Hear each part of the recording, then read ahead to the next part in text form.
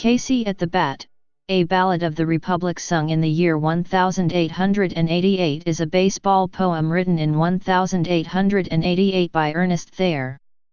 First published in the San Francisco Examiner, then called the Daily Examiner, on June 3, 1888, it was later popularized by Dewulf Hopper in many vaudeville performances. It has become one of the best-known poems in American literature. The poem was originally published anonymously, under the pen name Finn, based on Thayer's college nickname, Finney.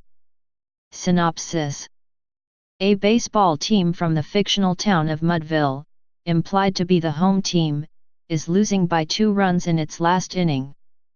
Both the team and its fans, a crowd of 5,000, believe they can win if Casey, Mudville's star player, gets to bat. However, Casey is scheduled to be the 5th batter of the inning, and the first 2 batters, Cooney and Barrows, fail to get on base. The next 2 batters, Flynn and Jimmy Blake, are perceived to be weak hitters with little chance of reaching base to allow Casey a chance to bat. Surprisingly, Flynn hits a single, and Blake follows with a double that allows Flynn to reach third base. Both runners are now in scoring position and Casey represents the potential winning run. Casey is so sure of his abilities that he does not swing at the first 2 pitches, both called strikes. On the last pitch, the overconfident Casey strikes out swinging, ending the game and sending the crowd home unhappy. Text: the text is filled with references to baseball as it was in 1888, which in many ways is not far removed from today's version. As a work, the poem encapsulates much of the appeal of baseball, including the involvement of the crowd.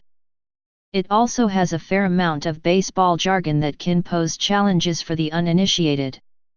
This is the complete poem as it originally appeared in the Daily Examiner. After publication, various versions with minor changes were produced. The outlook wasn't brilliant for the Mudville Nine that day. The score stood 4-2, with but 1 inning more to play. And then when Cooney died at first, and Barrows did the same, a sickly silence fell upon the patrons of the game. A straggling few got up to go in deep despair. The rest clung to that hope which springs eternal in the human breast. They thought, if only Casey could get but a whack at that, they'd put up even money, now, with Casey at the bat. But Flynn preceded Casey, as did also Jimmy Blake. And the former was a Lulu and the latter was a cake. So upon that stricken multitude grim melancholy sat. For there seemed but little chance of Casey's getting to the bat. But Flynn let drive a single, to the wonderment of all. And Blake, the much despised, tore the cover off the ball. And when the dust had lifted, and the men saw what had occurred, there was Jimmy safe at second and Flynn a hugging third. Then from 5,000 throats and more there rose a lusty yell. It rumbled through the valley, it rattled in the dell. It knocked upon the mountain and recoiled upon the flat. For Casey, mighty Casey, was advancing to the bat. There was ease in Casey's manner as he stepped into his place. There was pride in Casey's bearing and a smile on Casey's face. And when, responding to the cheers, he lightly doffed his hat, no stranger in the crowd could doubt 'twas Casey at the bat. 10,000 eyes were on him as he rubbed his hands with dirt. 5,000 tongues applauded when he wiped them on his shirt. Then while the writhing pitcher ground the ball into his hip, defiance gleamed in Casey's eye, a sneer curled Casey's lip. And now the leather-covered sphere came hurtling through the air. And Casey stood watching it in haughty grandeur there. Close by the sturdy batsman the ball unheeded sped. "That ain't my style," said Casey.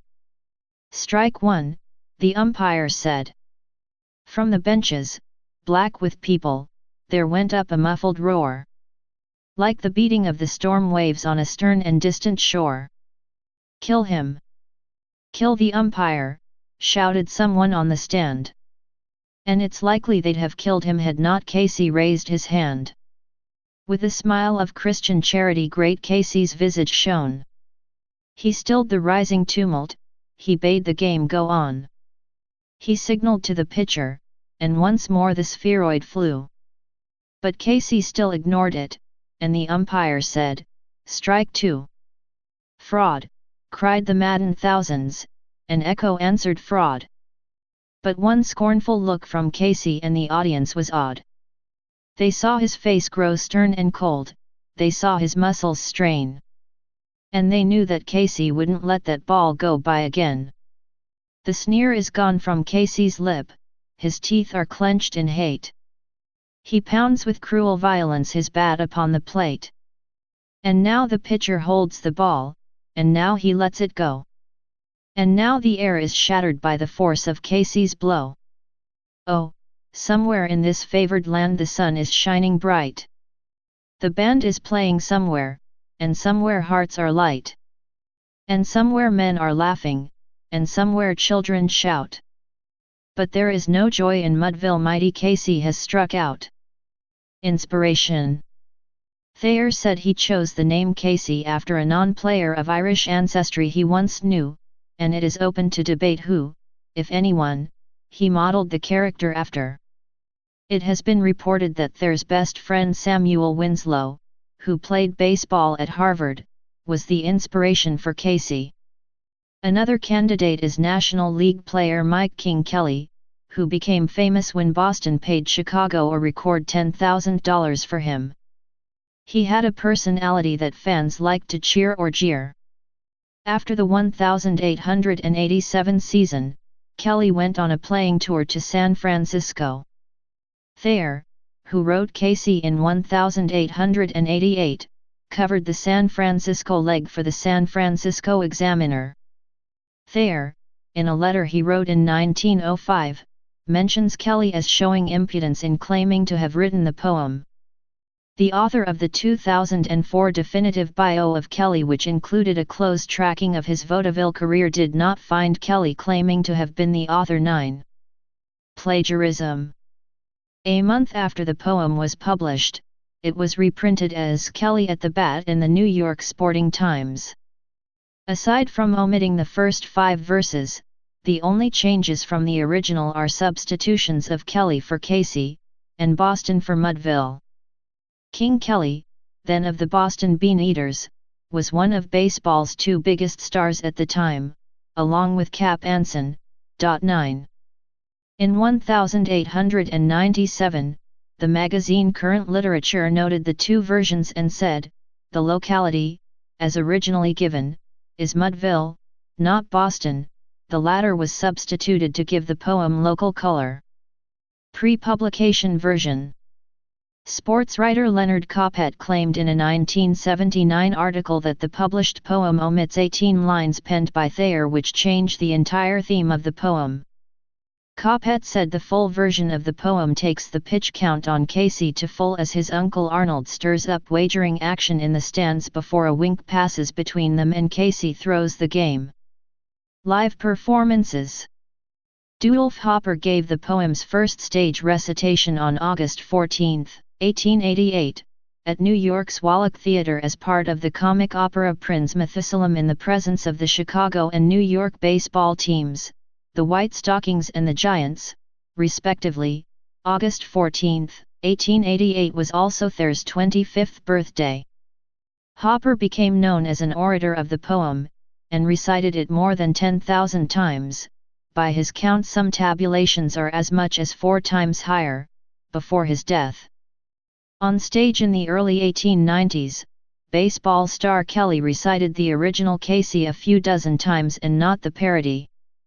For example, in a review in 1893 of a variety show he was in, the Indianapolis News said, "Many who attended the performance had heard of Kelly's singing and his reciting, and many had heard Dewulf Hopper recite Casey at the Bat in his inimitable way. Kelly recited this in a sing-song, schoolboy fashion." Upon Kelly's death, a writer would say he gained considerable notoriety by his ludicrous rendition of Casey at the Bat, with which he concluded his turn at each performance 229. During the 1980s, the magic/comedy team Penn and Teller performed a version of Casey at the Bat with Teller, the silent partner, struggling to escape a straitjacket while suspended upside down over a platform of sharp steel spikes. The setup was that Penn Jillette would leap off his chair upon finishing the poem, releasing the rope which supported Teller, and send his partner to a gruesome death if he wasn't free by that time. The drama of the performance was taken up a notch after the third or fourth stanza, when Penn Jillette began to read out the rest of the poem much faster than the opening stanzas, greatly reducing the time that Teller had left to work free from his bonds. On July 4, 2008, Jack Williams recited the poem accompanied by the Boston Pops during the annual Boston Pops Fireworks Spectacular at Boston's July 4th celebration. On July 14, 2013, the jam rock band Further performed the poem as part of a second set medley in center field of Doubleday Field in Cooperstown, New York. Recordings. The first recorded version of Casey at the Bat was made by Russell Hunting, speaking in a broad Irish accent, in 1893, an 1898-cylinder recording of the text made for the Columbia Graphophone label by Hunting can be accessed from the Cylinder Preservation and Digitization Project at the University of California, Santa Barbara Library. Dudolf Hopper's more famous recorded recitation was released in October 1906. In 1946, Walt Disney released a recording of the narration of the poem by Jerry Colonna, which accompanied the studio's animated cartoon adaptation of the poem, see below. In 1973, the Cincinnati Symphony Orchestra commissioned its former composer-in-residence, Frank Proto, to create a work to feature Baseball Hall of Famer Johnny Bench with the orchestra. The result, Casey at the Bat, an American folk tale for narrator and orchestra, was an immediate hit and recorded by Bench and the orchestra. It has since been performed more than 800 times by nearly every major and metropolitan orchestra in the US and Canada. In 1980, baseball pitcher Tug McGraw recorded Casey at the Bat, an American folk tale for narrator and orchestra by Frank Proto with Peter Nero and the Philly Pops. In 1996, actor James Earl Jones recorded the poem with arranger/composer Stephen Reinick and the Cincinnati Pops Orchestra. In 2013, Dave Giggler and Charlie Slouse, both radio announcers for the Washington Nationals, each made recordings of the poem for the Library of Congress to mark the 125th anniversary of its first publication. Mudville. A rivalry of sorts has developed between two cities claiming to be the Mudville described in the poem. Residents of Holliston, Massachusetts, where there is a neighborhood called Mudville, claim it as the Mudville described in the poem. Thayer grew up in nearby Worcester, Massachusetts, where he wrote the poem in 1888. His family owned a wool mill less than a mile from Mudville's baseball field. However, residents of Stockton, California, which was known for a time as Mudville prior to incorporation in 1850, also lay claim to being the inspiration for the poem. In 1887, Thayer covered baseball for the Daily Examiner, owned by his Harvard classmate William Randolph Hearst, and is said to have covered the local California League team, the Stockton Ports. For the 1902 season, after the poem became popular, Stockton's team was renamed the Mudville Nine. The team reverted to the Mudville Nine moniker for the 2000 and 2001 seasons. The Visalia Rawhide, another California League team, currently keep Mudville alive by playing in Mudville jerseys on June 3 each year. Despite the town's rival claims, Thayer himself told the Syracuse Post-Standard that the poem has no basis in fact. Adaptations. The poem has been adapted to diverse types of media. Books. Ralph Andriano's 1965 book, No Joy in Mudville, laments the dearth of heroes in modern baseball.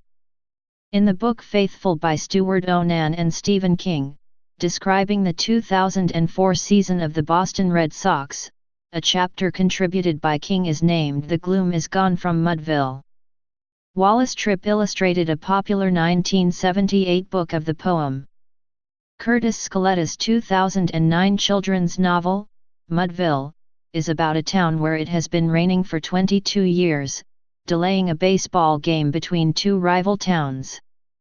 Christopher Bing's 2000 children's book, an illustrated version of the original poem by Thayer, won a Caldecott honor for its line-drawing illustrations made to look like newspaper articles from 1888.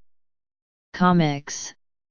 Marvel Comics published a spoof in August 1969, in the 9th issue of Not Brand Echh, featuring parodies of their popular heroes and villains, and the Bulk, parody of the Hulk, as Casey. DC Comics series Fables from the Vertigo imprint featured an adaptation titled Out to the Ball Game, which features a similar baseball match, with Wayland Smith playing the part of Casey against a team of goblins. Film. In 1922, Lee DeForest recorded Doodlef Hopper reciting the poem in DeForest's phonofilm sound-on-film process. In 1927, a feature-length silent film Casey at the Bat was released, starring Wallace Beery, Ford Sterling, and Asa Pitts, the first film adaptation of the poem. Walt Disney produced an animated short adaptation of the poem for the film Make Mine Music, 1946, and uses the original text, but is set in 1902 according to the opening song's lyrics, instead of 1888. This version is recited by Jerry Colonna. It was later released as an individual short on July 16, 1954. Several differences from the original text include, but are not limited to, Barrows failing to get off base when he smacks the ball back into the pitcher's mitt, Flynn letting drive a single due to trying to get the bat out of his mustache, and Blake getting a double due to an attempt by the visiting team's catcher to set his foot on fire. The poem is cited in Frederick Wiseman's documentary High School, 1968, by a teacher in a classroom. In 1986, Elliott Gould starred as Casey in the Shelley Duvall's Tall Tales and Legends adaptation of the story, which also starred Carol Kane, Howard Cosell, Bob Uecker, Bill Macy, and Ray Don Chong. The screenplay, adapted from the poem, was written by Andy Borowitz and the production was directed by David Steinberg. In The Dream Team, 1989, Michael Keaton's character announces that there is no joy in Mudville after giving a fellow mental patient 3 strikes for psychotic behavior. In 1993, the last paragraph is quoted in the movie Short Cuts, by Robert Altman, when Lyle Lovett as Andy Bitcower is calling anonymously Andy McDowell as Ann Finnegan in 1 hour 34 minutes and 58 seconds. In the film What Women Want, 2000, Mel Gibson's character tries to block out his daughter's thoughts by muttering the poem under his breath. The poem is briefly cited in the revised version of Bad News Bears, 2005. Television. Jackie Gleason in his Reginald Van Gleason 3 persona, in full Mudville baseball uniform, performed a recitation of the poem on his In a Yaai We Go album. Season 1, Episode 35 of The Twilight Zone, The Mighty Casey, concerns a baseball player who is actually a robot, June 17, 1960. In the Northern Exposure episode The Graduate, Chris Stevens gains his master's degree in comparative literature by subjecting his assessors to a spirited reenactment of the poem. An episode of Tiny Toon Adventures features a retelling of the poem with Buster Bunny in the title role. However, instead of striking out at the end, he hits a walk-off home run. An episode of Animaniacs entitled Jokahontas/Boyd's on the Hood/Mighty Wacko at the Bat includes a parody of the poem, featuring Wacko Warner as the leading role, and Yakko as the narrator. Instead of missing, he strikes the ball out of the park and wins the game. An episode of the television series The Adventures of Jimmy Neutron, Boy Genius entitled Return of the Nanobots has Cindy Vortex reciting a poem that ends with the lines, "But there is no joy in Retroville, 'cause Jimmy is an idiot." In the 4th season of Garfield and Friends, the episode entitled Mind Over Matter / Orson at the Bat / multiple choice cartoon features Wade Duck narrating a parody of the poem as Orson Pig experiences it in a dream sequence. A 3rd season episode of Storm Chasers was titled Sean Casey at Bat. The episode featured Casey, a chaser, intercepting a tornado for the first time in TV2. In How I Met Your Mother, the episode Bedtime Stories, which is done entirely in rhymes, features a subplot called Mosby at the Bat. The start of that section of the episode begins with "The outlook wasn't brilliant for poor Ted's romantic life," a line based on the opening of the original poem. In One Tree Hill, the episode The Man Who Sailed Around His Soul was a flashback-heavy episode revolving around a baseball game with Jamie Scott narrating the poem throughout. Magician Rick Lax recited the entire poem while performing a card trick on an episode Penn and Teller, Fool Us. Containment, TV series, episode He Stilled the Rising Tumult owes its title to and the text of the 10th stanza was used in the opening sequence. Music. Art song composer Sidney Homer turned the poem into a song.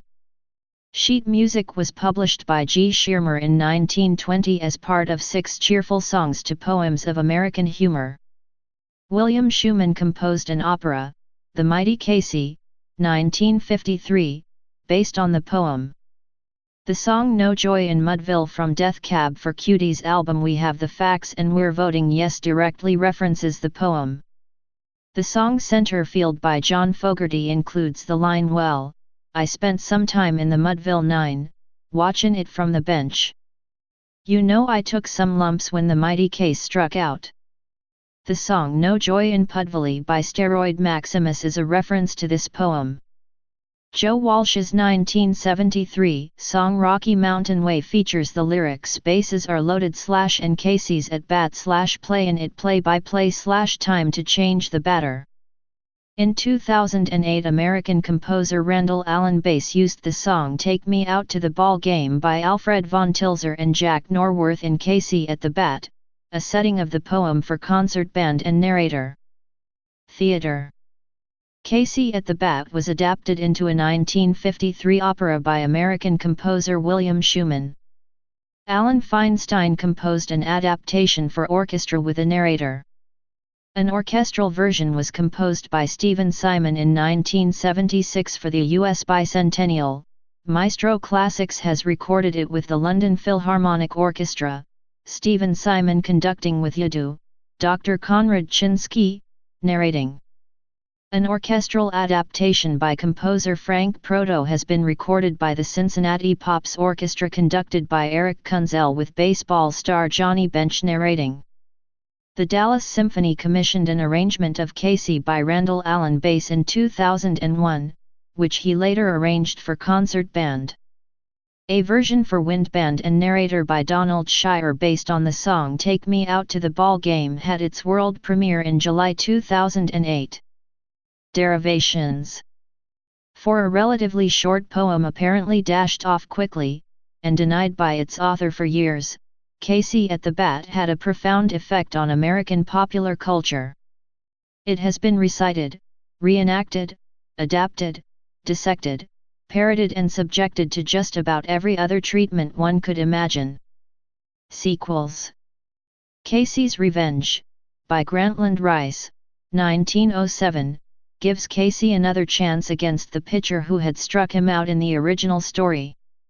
It was written in 1906, and its first known publication was in the quarterly magazine The Speaker in June 1907, under the pseudonym of James Wilson. In this version, Rice cites the nickname Strikeout Casey, hence the influence on Casey Stengel's name.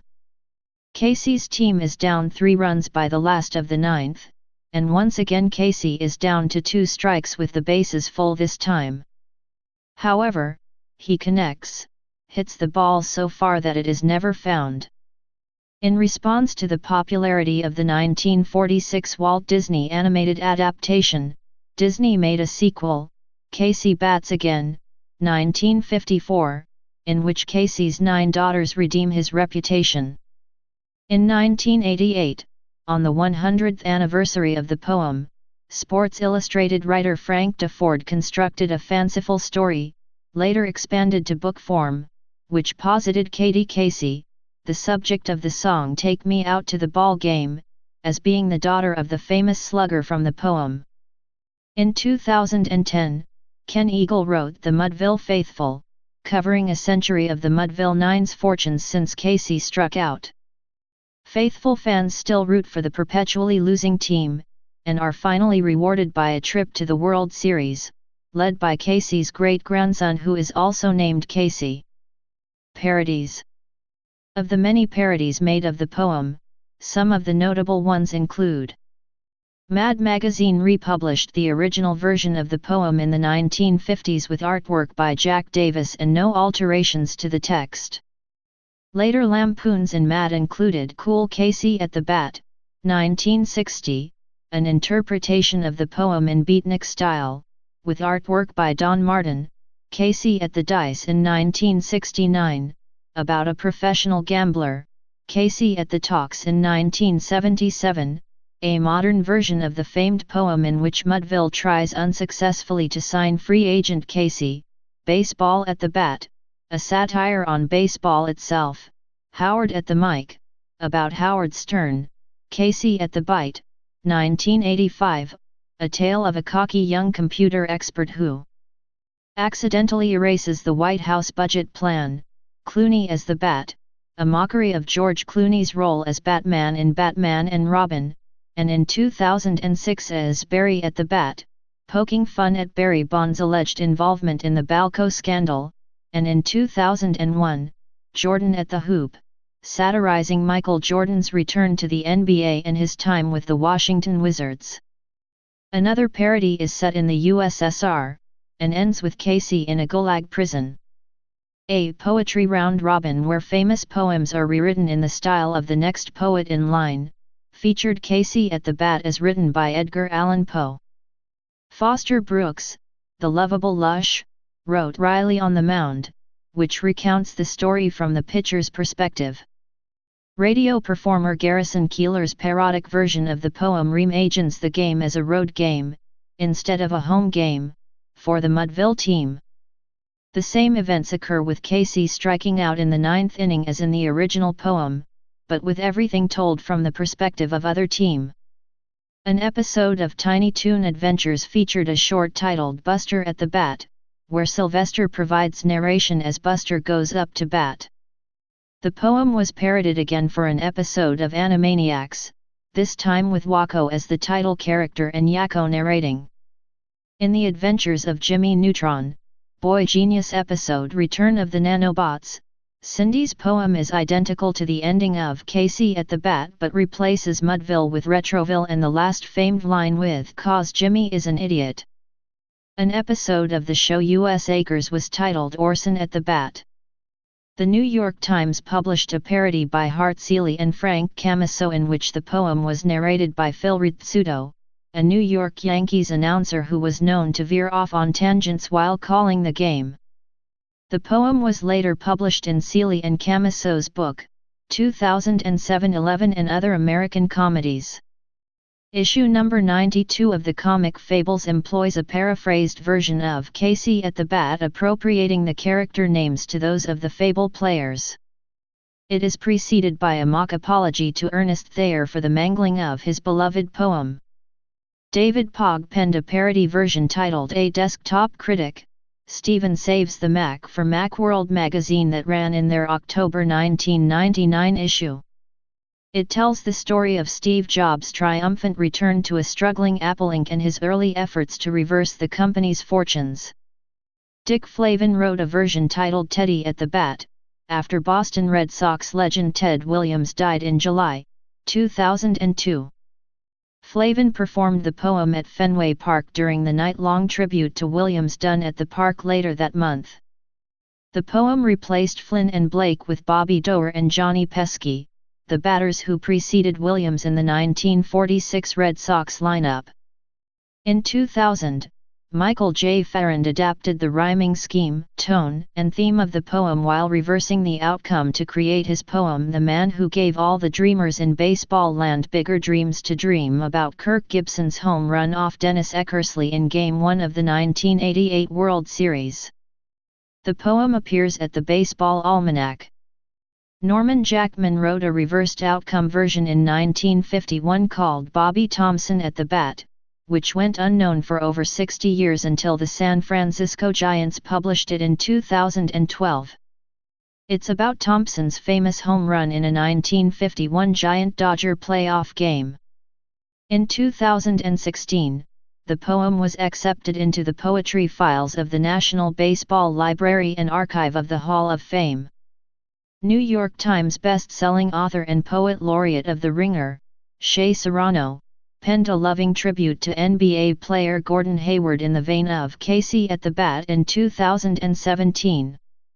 Canadian comedy duo Wayne and Schuster created Shakespearean Baseball, featuring William Shakespeare-esque characters and dialogue in a skit based upon the poem.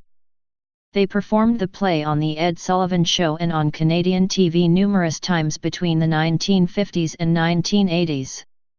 Translations.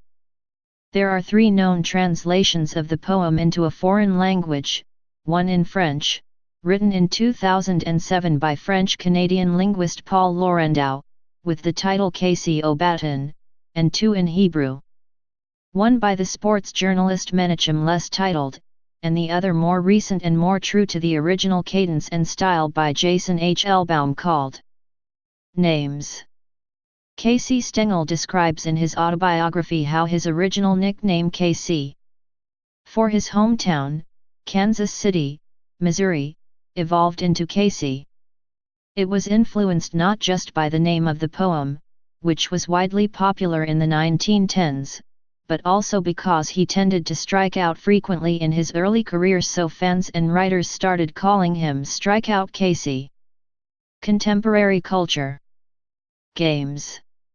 The poem is referenced in the Super Nintendo Entertainment System game Earthbound, where a weapon is named the Casey Bat, which is the strongest weapon in the game, but will only hit 25% of the time. Television. A one-time character in the Pokémon anime, a girl who is a very enthusiastic fan of baseball, is named Casey in the English version in reference to the poem. A baseball-themed episode of The Twilight Zone was named The Mighty Casey in reference to the poem's lead character, though the plot is unrelated. Theme parks. Casey's Corner is a baseball-themed restaurant in Walt Disney World's Magic Kingdom, which serves primarily hot dogs. Pictures of Casey and the pitcher from the Disney animated adaptation are hanging on the walls, and a life-size statue of a baseball player identified as Casey stands just outside the restaurant. Additionally, the scoreboard in the restaurant shows that Mudville lost to the visitors by 2 runs. A hot dog restaurant featuring the Disney character can be found at Disneyland Paris Disneyland Park since its opening in 1992, under the name Casey's Corner. A game called Casey at the Bat is in the games of the Boardwalk at the Disneyland Resort's Disney California Adventure. Postage stamp. On July 11, 1996, the United States Postal Service issued a commemorative stamp depicting Mighty Casey. The stamp was part of a set commemorating American folk heroes. Other stamps in the set depicted Paul Bunyan, John Henry, and Pecos Bill. Please subscribe and thanks for watching.